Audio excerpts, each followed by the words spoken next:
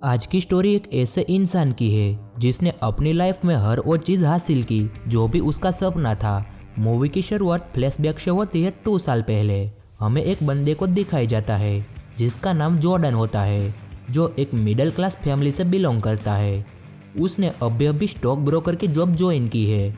उसका बॉस एक अयाशा लड़की और नशे का आदी है। उसका बॉस जॉर्डन से कहता है, जो भी करो खुद के लिए करो, खुद के लिए जियो, अमीर बनो, वॉटेवर।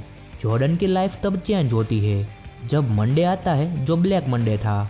उस दिन स्टॉक मार्केट टोटली क्रैक हो गया था और इस वजह से जॉर्डन की जॉब भी चली गई थी। जॉर्डन को बस जॉब चाहिए थी, फिर वो किसी भी तरह की हो, वो सिर्फ जॉब चाहता था। जॉर्डन की वाइफ उसे स्टॉक ब्रोकर की ही जॉब करने का बोलती है, पर जॉर्डन कहता है अब किसी को भी स्टॉक ब्रोकर की ज़रूरत नहीं है। तभी उसकी वाइफ की नज़र न्यूज़पेपर में एक एड पर पड़ती है जो स्टॉक वॉक लिस्ट का था। उसकी वाइफ उसे उस जगह जाने की सलाह देती है। जॉर्डन नेक्स्ट डे इंटरव्यू देने पहुंचता है तो उसे पता चलता है कि यहाँ पर कस्टमर को कॉल कर उनको ऑफर्स दिए जाते हैं, उनसे इन्वेस्ट करवाया जाता है और उनके साथ चीट कर कंपनी बहुत पैसा कमाती है। इंटरव्यू के दौरान कन्वर्जेशन में जॉर्डन भरोसा दिलाता है कि वह कंपनी के लिए बेस्ट से बेस्ट करेगा, जिससे उसे जॉब मिल जाती है। अब जॉर्डन अपनी लास्ट जॉब से सीखी हुई हर चीज़ यहाँ पर इम्प्लीमेंट करता है। उनकी एबिलिटी के बेस पर वो ज़्यादा से ज़्यादा लोगों को इन्वेस्ट करने के लिए रेडी करता है और उसकी फाइनेंशियल कंडीशन भी ठीक होने लगती है। जल्द ही वो एक बड़ी गाड़ी भी ले लेता है। एक दिन उसका नेबर जॉब से पूछता है कि वह क्या जॉब करता है। जॉर्डन बता देता है कि वह ब्रोकर है। जॉब को यकीन नहीं होता क्योंकि स्टॉक मार्केट भी क्रैश हो चुका था और जहां लोगों के पास पैसा नहीं था वहां जॉर्डन कार खरीद रहा था। जॉब उससे उसकी पे स्लिप का पूछता है। जॉर्डन उसे पे स्लिप दिखा देता है, जिसे देखकर जॉब शॉक हो जाता है। $76,000 देकर जॉब ऑन कॉल ही अपनी जॉब से रिजाइन कर देता है और जॉर्डन के लिए काम करने की ठान लेता है। अब जॉर्डन और जॉब पार्टनरशिप में अपनी फर्म खोलते हैं। जॉर्डन अपने कुछ और दोस्तों को भी शामिल करता है। एक दिन वे सब मिलकर कंपनी के बारे में बातें कर रहे होते हैं तो बेटा आकर कहता है कि वह कुछ भी बेच सकता है। जॉर्डन उसे एक पेन देकर बेचने को बोलता है, वह बहाना बना देता है। फिर जॉर्डन अपने एक दोस्त को पेन देकर बेचने को कहता है।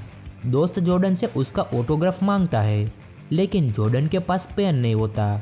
दोस्त पेन को उसके सामने रख देता है। जॉर्डन समझ जाता है कि बिजनेस का मेन फंडा है कि किसी को भी कुछ भी बेचने से पहले उसे एहसास दिलाओ कि उसे उस चीज़ की ज़रूरत है। यह आपको पता होना चाहिए कि सामने वाले को किस चीज़ की ज़रूरत है। अब सब साथ मिलकर कंपनी स्टार्ट करते हैं और ढेर सारा पैसा कमाते हैं। जॉर्डन का शार्प माइंड बहुत काम करता है, जिससे वे लोग क्लाइंट्स को बड़ी बड़ी कंपनियों के शेयर खरीदने को मजबूर कर देते हैं और खुद की छोटी छोटी कंपनियों के शेयर डबल प्राइस में बेच देते हैं। इसमें वे तो बेनिफिट्स में रहते हैं पर क्लाइंट्स का बहुत लॉस होता है। इस टेक्निक को अप एंड डाउन कहा जाता है। जॉर्डन की कंपनी अब आसमान की ऊंचाइयों को छूने लगी थी। सक्सेस के साथ साथ जॉर्डन लड़की और नशे का भी एडिक्ट हो चुका था। कंपनी की हर सक्सेस पर पार्टी ऑर्गेनाइज होती थी, जिसमें तरह तरह के ड्रग्स और लड़कियां होती थी। जल्द ही जॉर्डन का नाम फोर्ब्स मैगजीन में भी आ जाता है। अब जॉर्डन पहले से भी ज़्यादा फेमस हो चुका था। हर रोज़ उसकी कंपनी में सैकड़ों लोग इंटरव्यू के लिए आने लगे थे। एक दिन जॉर्डन की मुलाकात एक लड़की से होती है जिसका नाम नोमी होता है। जॉर्डन फर्स्ट मीटिंग में ही नोमी की तरफ अट्रैक्ट हो जाता है। वे दोनों हर दिन एक दूसरे के करीब आने लगते हैं और उनके बीच फिजिकल रिलेशन भी बनने लगती है। यह बात जॉर्डन की वाइफ को पता चल जाती है तो वह उससे डिवोर्स ले लेती है। डिवोर्स के बाद जॉर्डन नोमी से शादी कर लेता है और उसकी शादी में ढेर सारा पैसा भी खर्च करता है। वह नोमी को एक यॉट भी गिफ्ट करता है। जल्द ही नोमी को जॉर्डन की आदतें खटकने लगती है। लड़की और ड्रग्स का अड्डा बन चुकी उसकी लाइफ। FBI को भी जॉर्डन पर शक होने लगता है और उसकी कंपनी के खिलाफ इन्वेस्टिगेशन स्टार्ट कर दी जाती है। इसी दौरान जॉर्डन $2 मिलियन की अर्निंग करता है, जो कि इनलीगली होती है। जब FBI को $22 मिलियन का पता चलता है तो उनका शक यकीन में बदल जाता है और वे उसके ऑफिस में पहुंचते हैं। जॉर्डन अपनी वाइफ और फ्रेंड बॉब के साथ वहां होता है। वह FBI को रिश्वत देने की कोशिश करता है, लेकिन ऑफिसर उसे अगली बार मिलने का बोलकर चला जाता है। अब जॉर्डन स्विट्जरलैंड पहुंचता है स्विस बैंक में अकाउंट ओपन कराने। वहां पर वह एक करप्ट ऑफिसर से मिलकर अपनी वाइफ की आंट के नाम से अकाउंट ओपन करता है, जो कि ब्रिटिश नेशनलिटी की थी। इस बीच जॉर्डन के दो पार्टनर जॉब और बेट के बीच झगड़ा हो जाता है। झगड़े में जॉब तो निकल जाता है, पर बेट को अरेस्ट कर लिया जाता है, क्योंकि वहाँ ऑन रोड झगड़ा करना अलाउ नहीं था। यह बात जॉर्डन को प्राइवेट डिटेक्टिव बताता है, जो कि उसने हायर किया हुआ था। उसे डर था कि कहीं बेट FBI के सामने उनके सीक्रेट्स न खोल दे। डिटेक्टिव बताता है कि उसके घर, ऑफिस और मोबाइल को टैप किया जा रहा है। इसी दौरान जॉर्डन की तबीयत बिगड़ने लगती है। ड्रग्स ओवरडोज और FBI की टेंशन में वह जमीन पर गिर जाता है। किसी तरह कार तक पहुंचकर जॉब के घर पहुंचता है और उस पर गुस्सा करता है। तुम्हें पता था बेट का, तुमने मुझे क्यों नहीं बताया? इस बात पर दोनों के बीच झगड़ा होने लगता है, क्योंकि दोनों ही ड्रग्स के नशे में थे। जब जॉर्डन की आंख खुलती है तो वह दो पुलिस वालों को अपने सामने खड़ा पाते हैं, तो उसे उसकी बाहर खड़ी गाड़ी दिखाते हैं, जो पूरी तरह से डिस्ट्रॉय हो चुकी थी। नशे की हालत में उसने रफ ड्राइविंग की थी। वह लकी था कि उसे एक खरोच तक नहीं आई। पुलिस वाले उसे रंगे हाथ पकड़ना चाहते थे, क्योंकि वे जानते थे कि वह 400% प्रॉफिट करके पैसा कमा रहा था। अब जॉर्डन अपना ब्लैक मनी स्विस बैंक में रखने लगता है। उसके फादर उसे इस सब से दूर रहने का बोलते हैं। नेक्स्ट डे जॉर्डन अनाउंस करता है कि वह अब आराम करना चाहता है और अपनी लाइफ के बारे में बताता है कि उसने कैसे ये सब हासिल किया। यह सुन सभी एम्प्लॉयज इमोशनल हो जाते हैं। तभी जॉर्डन डिसाइड करता है कि वह अपनी जॉब कंटिन्यू करेगा। यह सुनकर सभी एम्प्लॉयज बहुत खुश हो जाते हैं। ब्रैड अब जेल से बाहर आ चुका है। जॉर्डन खुशी में पार्टी भी देता है।